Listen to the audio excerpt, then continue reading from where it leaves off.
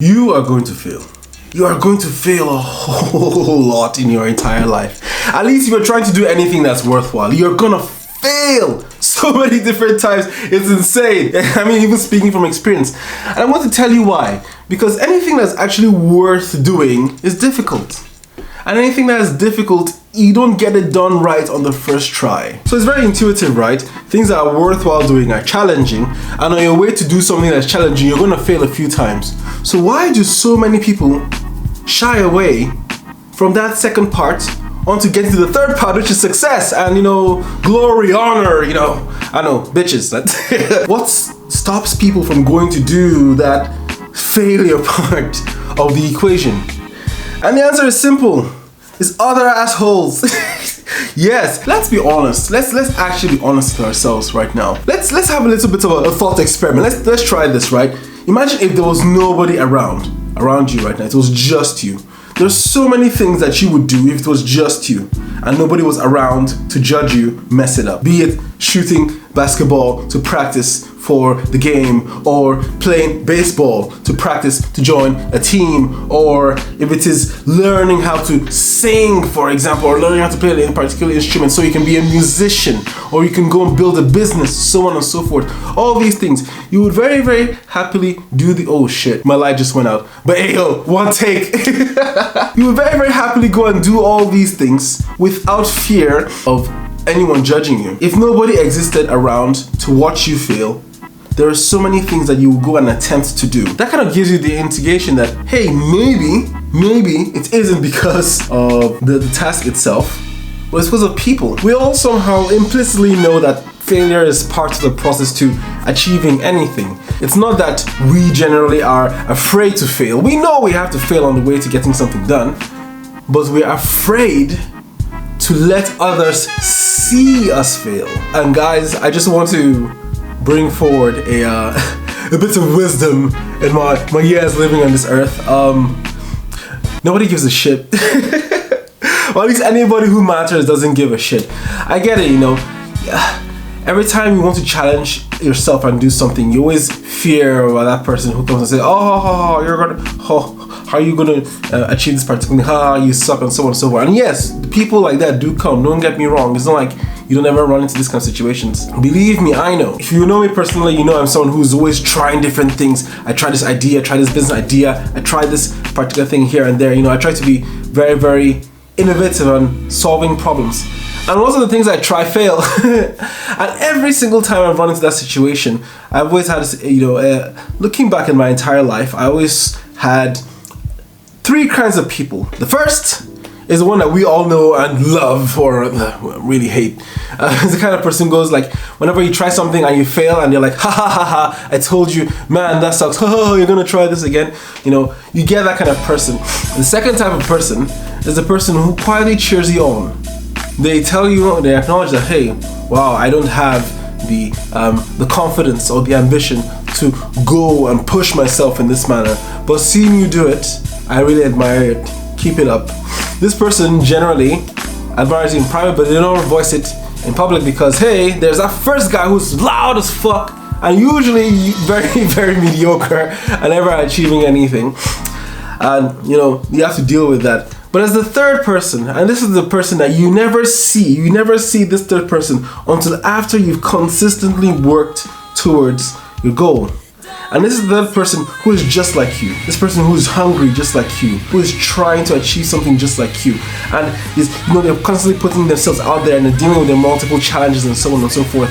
And then you guys meet, and all of a sudden, this person has skills that you didn't have to take you to the next level, and vice versa. You have skills that they don't have to take them to the next level, and you guys dovetail your interest to become that success that you wanted to become. This experience is damn near universal. I mean, I lived in multiple countries. I remember before coming to England, I had classmates who would say, "Oh, it's very, very hard. You can't successfully do that unless you have loads of money." And this is not a situation that I was in. Apparently people thought that you just buy residency or some bullshit like that.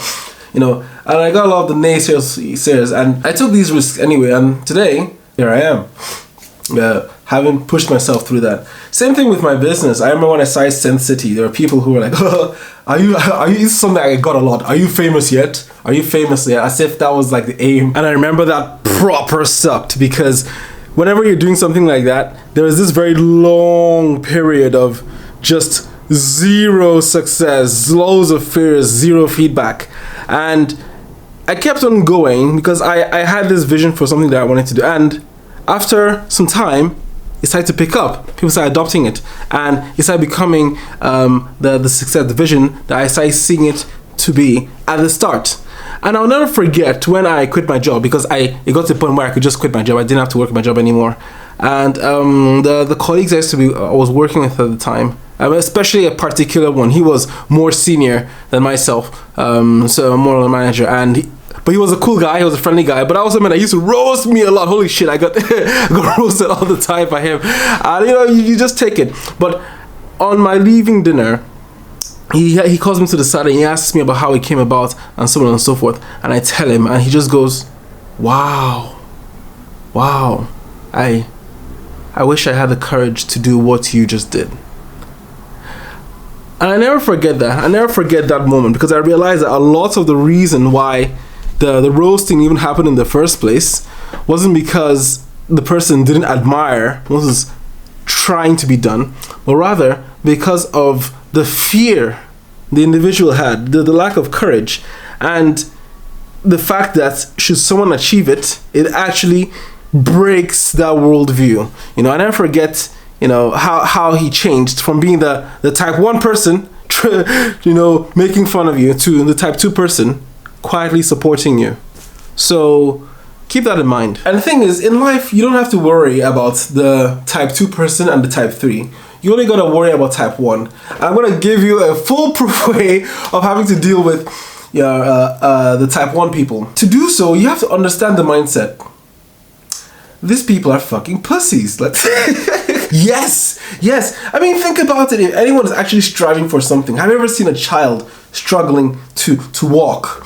The child is crawling and is struggling to walk, trying to learn how to walk, and you go up to the child and you're like, ha, look at how sucky, oh my god, he can't even walk, lame. You're like, you would never do that. Instead, you encourage the child. You're like, yes, you can do it, I believe in you, keep going. You suck at it now, but if you keep on at it, I'm going to cheer you on until you get to that point that you can walk, and then you can run, and then you win the Olympics or some shit like that. You have to understand the mindset of the person who's telling you this, because the mindset of that person is one of failure, but not the good kind of failure, the bad kind, i.e. the fear of failure. Because the second person is afraid of failure, but he admires you for your courage.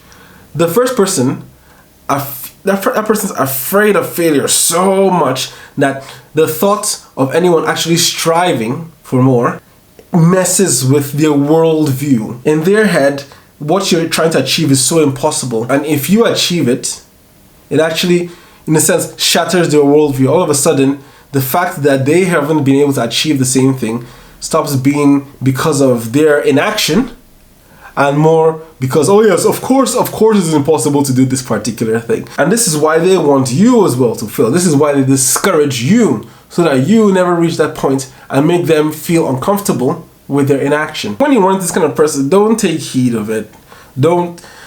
I personally, whenever I've run into this just so many times, where it's gotten to the point that when somebody, I say, hey, I'm going to do this, outrageous thing, and then somebody starts chatting shit, I'm like, oh yeah, I'm onto something. I'm gonna prove this motherfucker wrong, pussy. Looking back, had I stopped anytime the type 1 person had come up to me to discourage me, I wouldn't be enjoying the life that I have right now.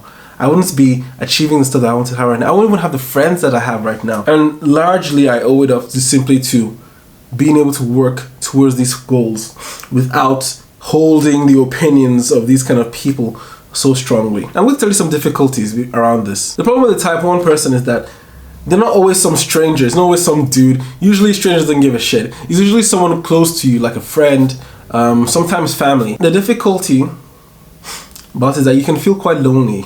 I've been there. Even my friends who have been working towards things that they've gone on to achieve, they've been there. But this is the thing that you realize.